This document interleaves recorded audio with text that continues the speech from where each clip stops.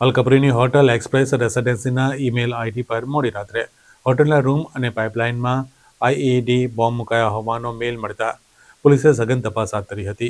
અલકપરીની hotel express રેસિડેન્સીના email ID પર મોડી રાત્રે 3:07 ધમકીભર્યો ઈમેલ આવ્યો હતો, જેમાં જણાવ્યું હતું કે હોટલના રૂમ અને પાઇપલાઇનમાં આઈઈડી બોમ્બ મુકાયા છે, જે રિમોટ કંટ્રોલથી બ્લાસ્ટ થઈ શકે છે. તમામ ગેસ્ટને જાણ કરી દો. જોકે આ ઈમેલ હોટલના મેનેજરે સવારે 11 વાગ્યાના અરસામાં જોતા તાત્કાલિક પોલીસને જાણ કરી હતી, જેના પગલે સયાજગંજ પોલીસ સહિત bomb squad, dog squad hotel પર પહોંચી હતી. ટીમ દ્વારા હોટલના ખૂણે ચેકિંગ કરાયું હતું. જોકે કશું પણ વાંધાજનક મળ્યું ન હતું. પોલીસ દ્વારા ઈમેલ ક્યાંથી આવ્યો, કોણે મોકલ્યો તે અંગે તપાસ કરવામાં આવી રહી છે. હોટલમાં 3 કલાક ચેકિંગ, ગેસ્ટને વેઇટિંગમાં ઊભા રાખ્યા હતા.